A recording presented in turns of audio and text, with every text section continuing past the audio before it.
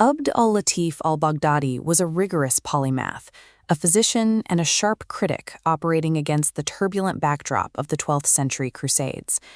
He received an elite education in his hometown, forged through deep connections to the prestigious Nizamiya Madrasa. A madrasa is a traditional Islamic institution of higher learning, centered on legal and religious sciences. Despite this upbringing, he abandoned Baghdad. He embarked on a 40-year pilgrimage across the Middle East, driven by a search for true knowledge. This is the courtyard of the Umayyad Mosque. In vibrant hubs like this, Abd al-Latif expected to find intellectual giants, but he found disappointment instead.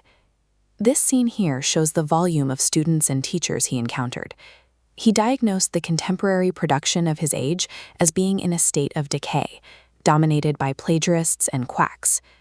Abd al-Latif concluded that modern thinkers had corrupted human knowledge.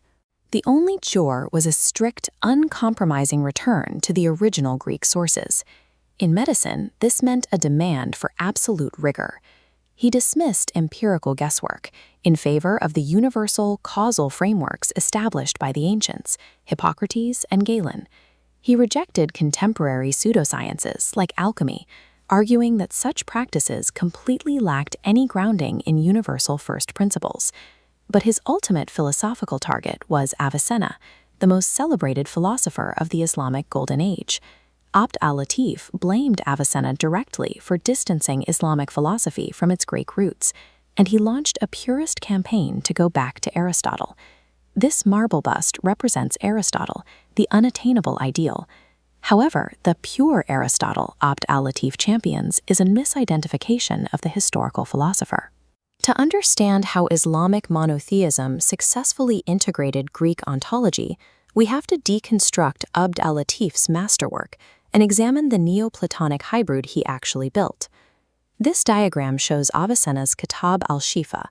Abd al-Latif intended to demolish this encyclopedia. He noted the pillars of politics and ethics were missing. He then attacked the categories wing, as Avicenna misclassified heavenly movement into kestai, the earthly posture of sitting or standing. Abd al-Latif argued that Avicenna's later works were simply confusing copies of the first, passing these structural errors down to future generations. He also rejected Avicenna's reliance on hypothetical syllogisms, logical arguments built on conditional statements, which Abd al-Latif viewed as an unstable epistemology. He believed the reigning philosophical system of the Islamic East was structurally unsound. He cleared the ground entirely to make way for a new framework.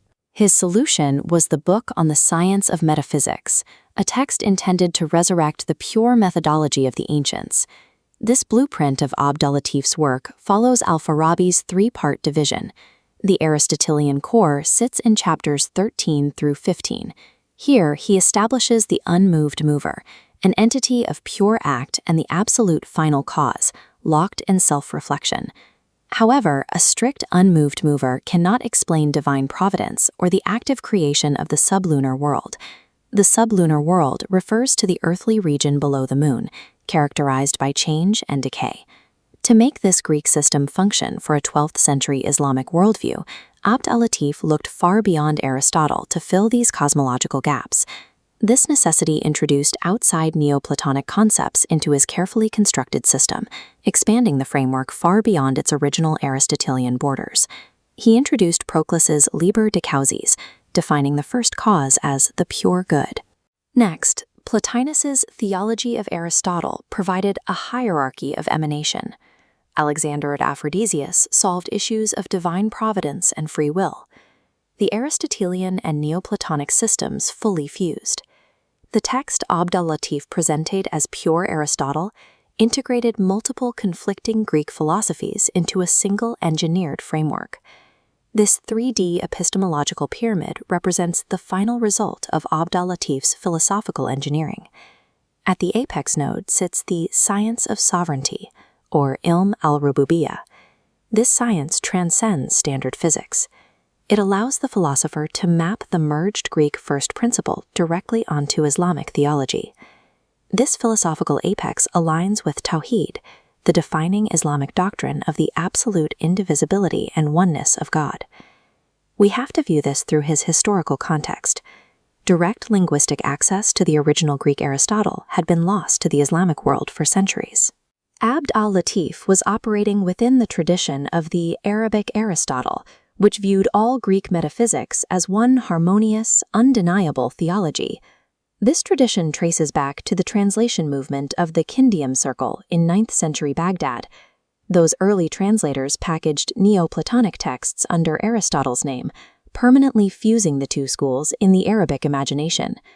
Abd al-Latif sought to apply this unified causal logic to every discipline, from medicine in a clinic to defining the first cause of the universe. The 12th century return to the ancients produced a specific intellectual architecture, moving away from the reality of historical Greece. By demanding absolute purism and rejecting his contemporaries, Abd al-Latif al-Baghdadi successfully perfected the most integrated intellectual architecture of his age.